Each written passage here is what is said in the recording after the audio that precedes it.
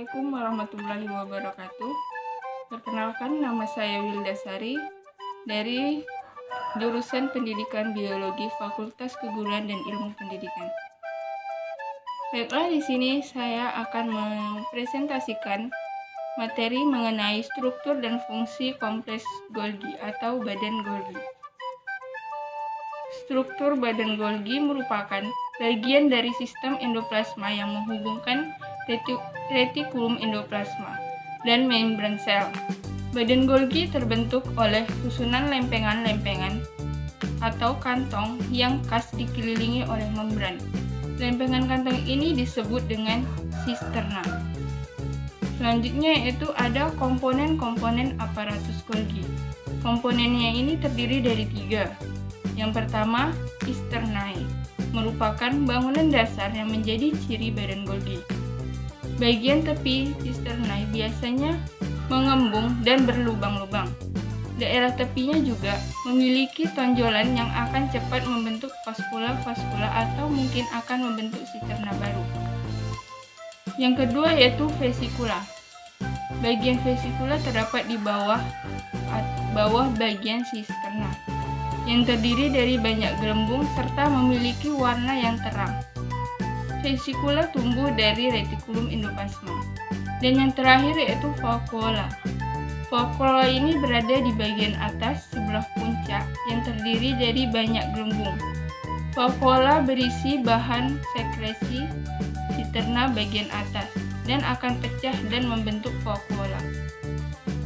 Selanjutnya yaitu ada komposisi kimia pada badan Golgi. Badan Golgi kaya akan enzim, yang dominan adalah enzim transferase.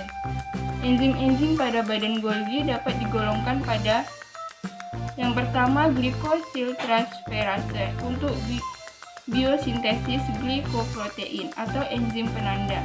Yang kedua sulfo atau glytransferase untuk biosintesis glikolipida. Yang ketiga yaitu oksidoredukase. Yang keempat fosfatase. Yang kelima kinasa. Yang keenam mamnosidasa. Yang ketujuh transferasa untuk sintesis fosfolisida. Dan yang terakhir yaitu fosfolifasa. Selanjutnya ada pembentukan badan Golgi.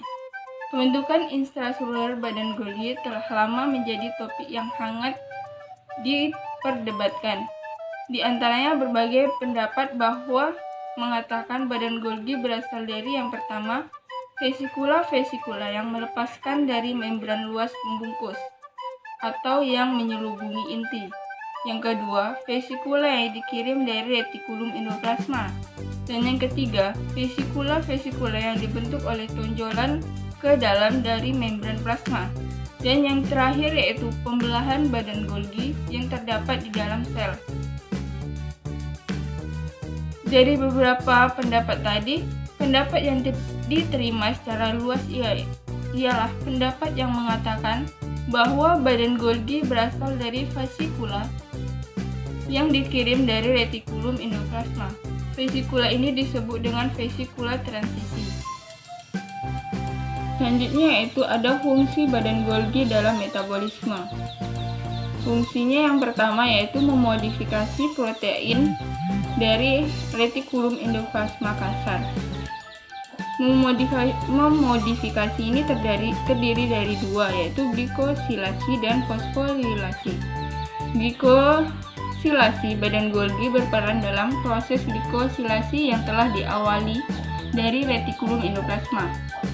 Pada badan Golgi hanya penyempurnaan proses glikolisis yang sudah terjadi di retikulum endoplasma. Yang kedua itu proses fosforilasi. Prosesnya itu sebelum melewati satu sisterna berikutnya, protein akan mengalami pemrosesan. Salah satunya adalah di dalam sisterna cis, kelompok fosfat ditambah pada akhir cincin oligosakarida dari protein untuk lisosom. Yang kedua yaitu mengemas atau menyiapkan bahan-bahan sekresi yang akan dibebaskan dari sel. Badan Golgi berperan banyak proses seluler yang berbeda, tetapi yang utama adalah hal sekresi. badan Golgi menerima produk sel tertentu dari retikulum endoplasma dan membawa produk ini ke dalam vesikula secretory yang akan meneruskan lintasannya menuju ke bagian luar membran plasma sel dan berdifusi dengan membran. Yang ketiga, pembentukan lisosom atau biosintesis lisosom. Proses pembentukan lisosom ada dua, yaitu dibentuk langsung oleh retikulum endoplasma dan badan Golgi, yang dimana protein yang diproduksi oleh ribosom dan kemudian masuk ke dalam retikulum endoplasma. Lalu dari retikulum endoplasma, enzim dimasukkan ke dalam membran, kemudian dikeluarkan ke sitoplasma menjadi lisosom. Selain itu, ada enzim yang dimasukkan terlebih dahulu ke dalam Golgi. Lalu oleh Golgi, enzim dibungkus membran kemudian dilepaskan di dalam sitoplasma. Yang keempat, ada respirasi membran sel.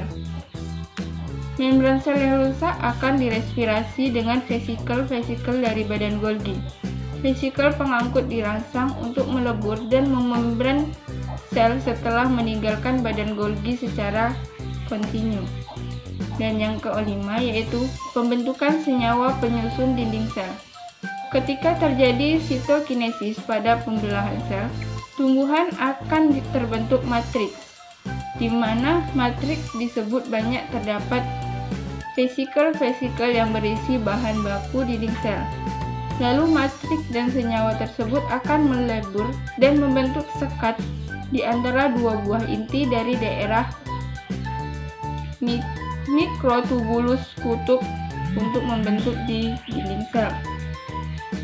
Yang keenam yaitu pembentukan akrosom. Badan Golgi berperan dalam pembentukan akrosom, yaitu tudung pada spermatozoon. Tudung akrosom ini berasal dari difusi dari vesikel pada badan Golgi. Fungsi dari tudung akrosom adalah melisiskan membran sel telur pada saat fertilisasi. Baiklah, itu saja presentasi dari materi saya. Saya ucapkan terima kasih. Saya akhiri dengan wabillahi taufiq wal hidayah. Wassalamualaikum warahmatullahi wabarakatuh.